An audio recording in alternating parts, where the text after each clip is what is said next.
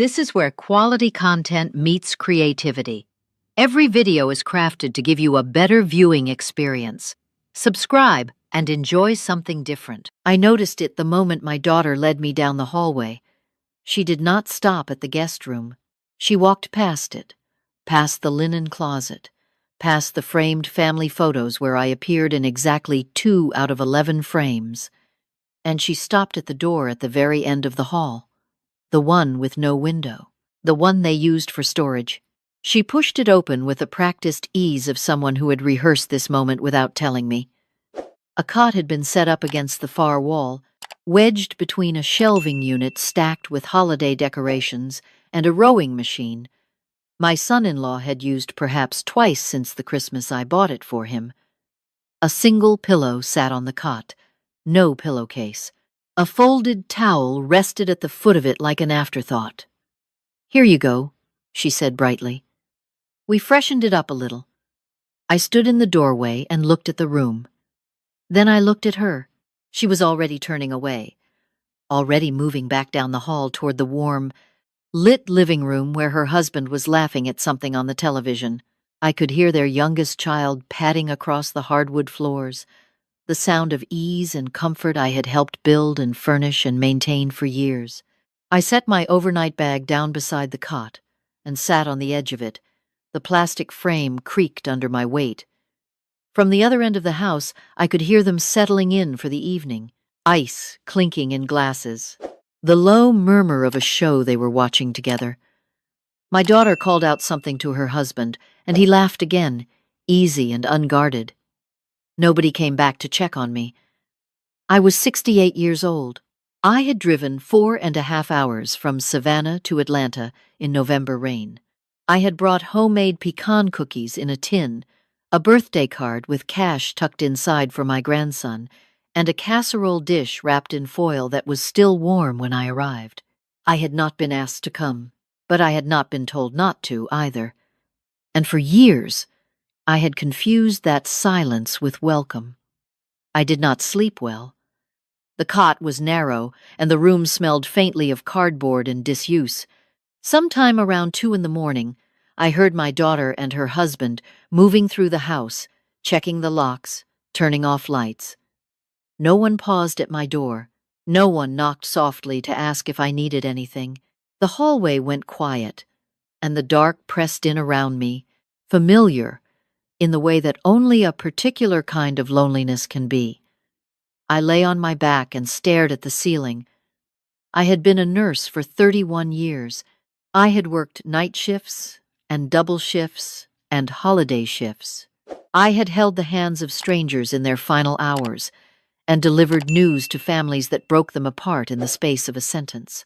I had learned long ago that the body keeps a record of everything the mind tries to overlook. That night, lying in that storage room on that borrowed cot, my body remembered everything it had been asked to forget. The first time I helped my daughter financially, she was 26. Newly married, a lease on an apartment that stretched their budget until it was nearly transparent. I gave them 3 months of rent without thinking twice. You do it because you can. You do it because you love them. You do it because the alternative, watching the people you raised struggle when you have the means to prevent it, feels unbearable. But the first time becomes the blueprint. It teaches people who you are and what you are willing to do, and once the blueprint exists, it gets used again and again. Over the years, I paid for things I should not have been asked to pay for. The down payment on this very house in Atlanta, the one where I was currently lying on a cot between Christmas boxes and an unused piece of exercise equipment. The medical bills from the year my son-in-law had surgery, and their insurance fell short. 3 semesters of private school tuition for my grandchildren, because my daughter decided the public school in their district was not adequate, though she never once offered to contribute to her own children's education differently. A new car the year their lease ended, and their credit was not strong enough to secure good terms on their own. There were smaller things, too, the kind that accumulate so quietly you do not notice until you sit still long enough to count them. grocery runs when they were short between paychecks, a refrigerator when theirs broke, plane tickets to visit me in Savannah that I purchased because they said they could not afford to come otherwise, Thanksgiving dinners I cooked and brought to their home because it was too far for them to travel to mine, and through all of it, I had never slept in their guest room. Looking back, I realized I had never been invited to stay at all. Every visit I made to Atlanta, I either drove back the same night or booked a hotel nearby. Except this time. This time my daughter had said, "Just stay with us, Mom. Save the money on a hotel." So I had assumed, in the way that hopeful mothers assume, that something had shifted, that I had finally become the kind of guest who deserved to be welcomed rather than accommodated. The cot told me everything I needed to know about the distance between what I had assumed and what was true. By 5 in the morning I was dressed, not because I had rested or because the day demanded it, but because the room had become unbearable and the stillness outside felt like permission. I moved carefully through the quiet house, past my daughter's closed bedroom door, past the children's rooms, through the kitchen where my casserole sat untouched in its dish on the middle shelf of the refrigerator. I had not been offered dinner when I arrived. They had already eaten. I left the pecan cookies on the counter. I left the birthday card propped against the fruit bowl where my grandson would find it in the morning. Then I picked up my overnight bag and my car keys, and I walked out into the cold November dark. The drive back to Savannah took longer in the early morning hours. There was almost no traffic, which meant there was nothing to distract me from the thoughts that had been gathering since I lay down on that cot. I stopped once for coffee at a gas station somewhere outside of Macon. I sat in the parking lot with the engine running, both hands wrapped around the paper cup, watching the sky begin to lighten at its edges. My daughter had a good job. My son-in-law had a good job. They earned enough between them to live comfortably, and they did live comfortably. What they had never quite managed was to live within what they earned. There was always something slightly beyond their reach that they stretched toward, and for as long as I could remember, I had been the hand that helped them reach it. I had watched them buy things they could not afford, and then quietly corrected the balance with my own money. I had never said a word about it, because I told myself that love does not keep a ledger. But sitting in that parking lot, I thought about the guest room they had. I had seen it through the open door when I arrived. It had a real bed, white duvet, a small lamp on the nightstand, a window that faced the backyard. It was a perfectly good room, a welcoming room, a room that said, "You belong here." They had put me in storage instead. I pulled back onto the highway and drove the rest of the way home in a quiet that felt less like peace and more like a decision slowly forming. When I got home, I did not sleep. I sat in my kitchen the way I have always sat, when something needs to be sorted, with my hands around a cup of tea and the particular stillness that comes from not pretending anymore. My house in Savannah is not large, but it is mine. I bought it the year after my husband passed, with the insurance money and the savings I had accumulated through 30 years of careful living. Every room in it reflects choices I made for myself. There is nothing in it that exists for someone else's comfort at the expense of my own. I thought about that as the morning opened up around me. Then I went to the file cabinet in my bedroom closet. It is an old one, gray metal, 3 drawers. I have kept important documents in it since before my daughter was born. I pulled out the folder where I kept financial records. Bank statements, the property deed, the retirement account documents, the terms of the trust my financial advisor had helped me establish 5 years earlier when I first started thinking, seriously thinking, about what would happen to everything I had spent a lifetime building. I read through everything slowly and carefully. I am not a financial expert, but I am not a stranger to numbers either. 31 years of nursing gave me a practical mind. I know how to read a document and understand what it means. The trust currently named my daughter as primary beneficiary. The house, my savings, my retirement accounts, all of it. She and her husband would inherit everything, I sat with that for a long time. Then I picked up the phone and called my financial advisor. She answered on the second ring, though it was barely past 8 in the morning, which told me something about the kind of professional she was. "I need to make changes," I said. "Significant ones." She asked if I wanted to come in that day. I said yes. Her office was 20 minutes from my house. I drove there with the folder in my passenger seat and the same quiet inside me that had settled in during the drive back from Atlanta. Not anger. Anger is loud and wasteful. What I felt was something more like the steady click of a combination lock, tumblers falling into place one by one. She greeted me the way she always did, with a directness that I appreciated because it did not waste either of our time. When I told her what I wanted, she listened without interrupting. She had the particular stillness of someone who has heard many variations of this conversation and knows that the most important thing she can do is not speak until the person across from her has finished. When I was done, she folded her hands on the desk. "Are these changes you have been considering for some time?" she asked. "Or is this a response to something specific?" "Both," I said. And I told her about the storage room. She did not express surprise. She did not offer an opinion about my daughter or my son-in-law. She simply pulled up the trust documents on her screen, and we began to work through them together, methodically the way I imagine a surgeon works, carefully. Without hesitation once the incision has been made, I removed my daughter and son-in-law as beneficiaries. In their place, I named my granddaughter. My daughter's oldest child, who was 11 years old and who, the last time I visited, had climbed into my lap while her parents were distracted and said, "Grandma, you smell like cookies, and the hospital, and I love both of those things." She was the only person in that household who had come to find me in the storage room that night.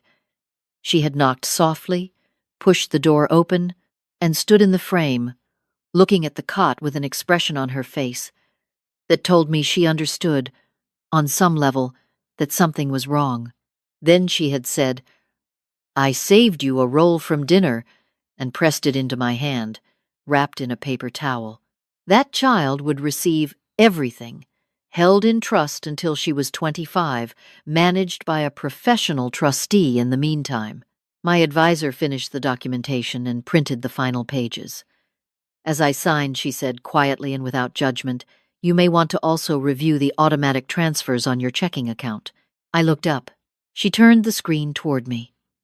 There were 3 recurring transfers I had set up years ago, all going to my daughter's household. One was for a streaming service bundle I had agreed to pay for, which had grown substantially in cost since I first set it up. One was a contribution to a joint credit card I had been added to for emergencies, which had ceased to be used only for emergencies some years prior. And the third was a monthly transfer I had started when my son-in-law was between jobs and which, I now realized, had simply never stopped. "Cancel all 3, I said. She typed without comment. I drove home in the late afternoon light, feeling lighter than I had in years, which is a strange thing to feel after a morning of paperwork and financial restructuring.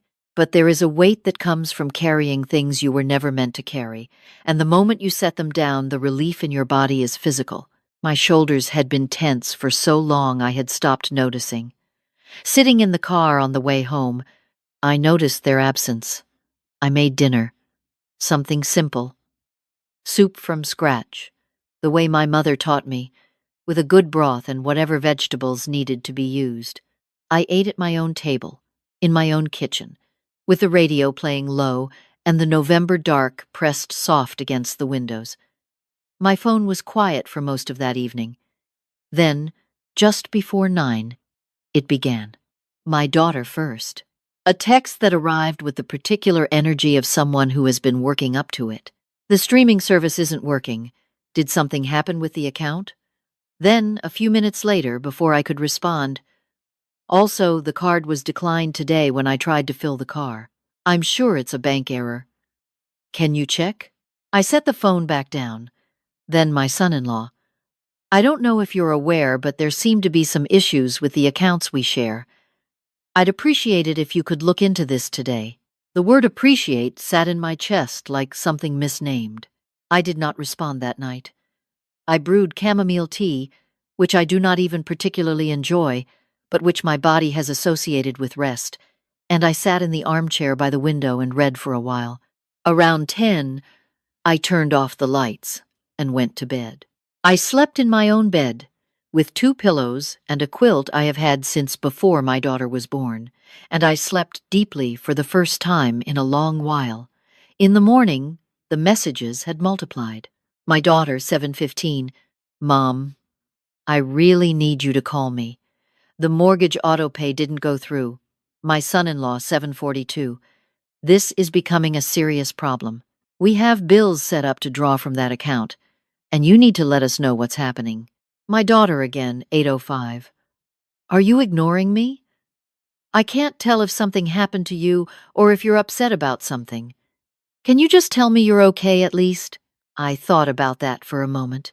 The sequencing of her concern. The bill problems came first.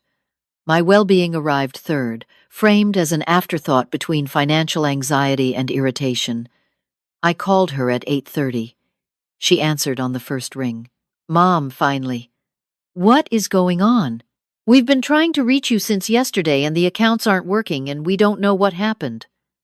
I said, "I know what happened." A brief silence. Then, "What do you mean?" "I made changes to my accounts," I said. "The transfers have been canceled. The shared card has been closed." The silence that followed was longer this time and had a different texture. The silence of someone recalibrating. "What? Why would you do that without telling us?" I thought about the cot. I thought about the casserole untouched in the refrigerator. I thought about driving 4.5 hours in November rain to sleep beside a rowing machine nobody used. "Because they're my accounts," I said. "And I've decided to make some changes, Mom." Her voice had shifted. Softer now, but with an edge beneath the softness, the way a hand can feel gentle on your arm while the grip is tight. "We depend on those. You know we depend on those." "The mortgage." "I know," I said. "Then you have to fix this today. We can't." "No," I said. The word sat between us the way a door sits closed. You can feel the room on the other side of it, but you cannot enter it. "Mom, this is not a good time for you to be making decisions like this. You're upset about something, I can tell. What happened? Was it the room?" "I'm sorry about the room. We had extra things and we thought—" I stopped her gently. I said, "This is not about the room. The room was simply the night I finally stopped pretending." She started to cry. I recognized the particular rhythm of her crying, the way I had recognized it since she was small. But I had learned, in 31 years of nursing, the difference between tears that come from pain and tears that come from fear of consequence. These were the second kind. I told her I loved her. I told her I would always love her. I told her that love was, in fact, exactly why I was no longer going to continue doing what I had been doing. Then I said goodbye and ended the call. By afternoon, she had arrived. I heard her car in the driveway from the kitchen where I was baking. Not to calm myself, I am past the age of needing to do something with my hands to manage my own emotions, but because my granddaughter's birthday was the following week and I had promised cookies, I kept my promises to my granddaughter.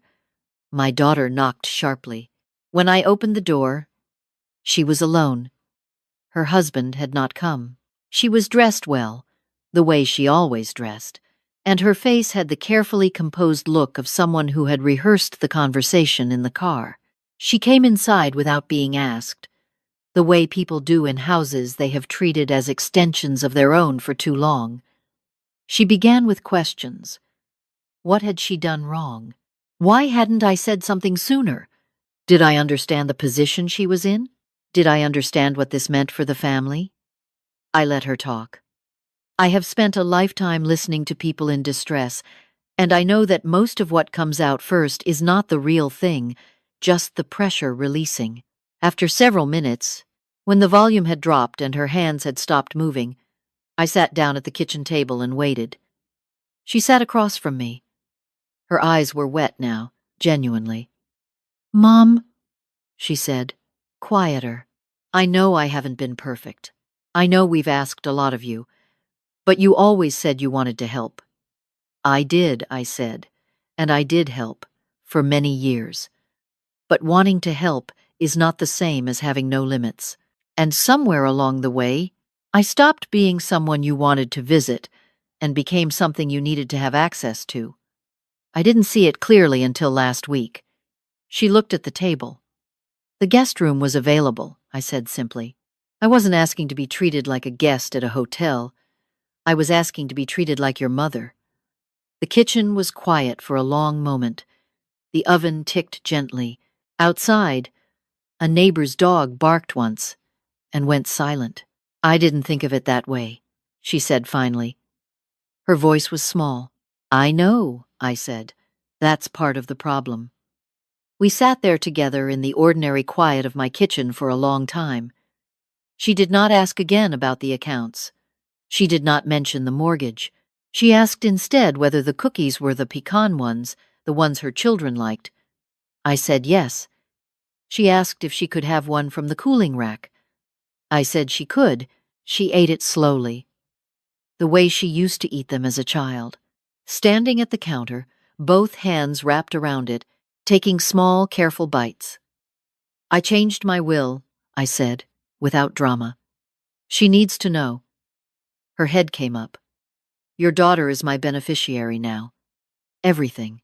When I go, it will be held in trust until she's old enough to manage it herself." My daughter set the cookie down. The color had changed in her face. "Mom, this is not a punishment," I said. "It is a correction. I should have done it years ago. I got distracted by wanting to believe things were different than they were." She stood at the counter for a long moment without speaking. Then she asked, "What about us?" I looked at her steadily. "You are grown adults with 2 incomes and a house and healthy children. You will be fine. You will have to adjust, and the adjustment will be hard, but you will be fine.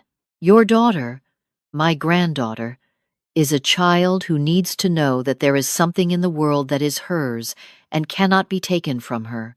That security is the most useful thing I can give her." My daughter left an hour later. She did not slam the door. She walked to her car carefully, like someone learning how to move through a world that had rearranged itself while she wasn't paying attention. I watched through the window until her taillights disappeared around the corner. Then I finished the cookies. 3 days later, my phone lit up with a number I almost did not recognize. Not my daughter's name on the screen. "My son-in-law's," I answered. He was quiet at first, the way people are quiet when they have spent time coming to terms with something and have not fully finished. Then he said, "I owe you an apology, not for the account stuff, for the way things have been, the way I've treated you." I said nothing, only listened. He went on, "I didn't think about it like you taking care of us. I thought about it like you being generous because you wanted to be, and I never stopped to consider whether you were okay, whether you had limits, whether you needed anything back." His voice had the roughness of genuine admission, which is different from the smoothness of a rehearsed one. I told him I heard him. I told him that acknowledgement was a beginning and that beginnings mattered. He asked if there was anything he could do. I said the most useful thing he could do was to stop expecting things from me that I had never formally agreed to provide, and to raise his daughter to understand the difference between receiving a gift and assuming an inheritance. He was quiet again. Then he said, "That's fair. We did not resolve everything in that phone call. Some things cannot be resolved in a single conversation, and I have lived long enough to be suspicious of resolutions that arrive too quickly. But when I hung up the phone, I felt something that I had not felt in a very long time in relation to that man, something approaching the possibility of respect. A week after that, my granddaughter's birthday package arrived back in the mail, the one I had sent with the card and the gift inside. I opened the outer box confused, until I found a note in my granddaughter's handwriting tucked inside. Grandma, Mom said you might be busy this year, so I wanted to save you the trouble. But I wanted you to know I love the necklace.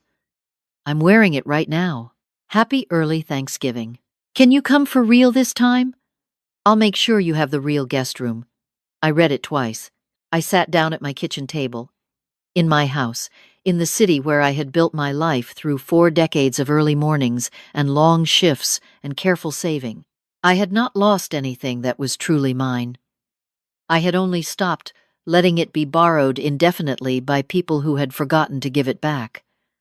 I wrote my granddaughter a note in return. I told her I would come at Christmas. I told her I was proud of who she was becoming. I told her that she reminded me in the best possible way of the woman I had been before I got into the habit of making myself smaller so other people would feel larger. I sealed the envelope and set it on the table to mail in the morning. Then I brewed tea and sat by the window and watched the evening come in over Savannah, slow and amber and entirely unhurried. The Spanish moss in the old oak across the street moved in the breeze.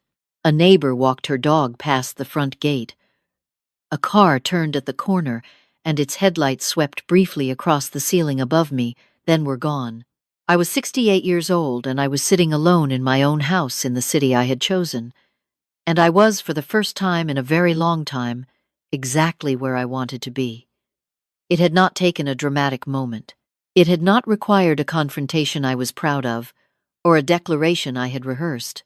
It had taken a storage room and a borrowed cot and one long drive home in the November dark. It had taken 5 in the morning and a file cabinet and a financial advisor who asked the right question at the right time.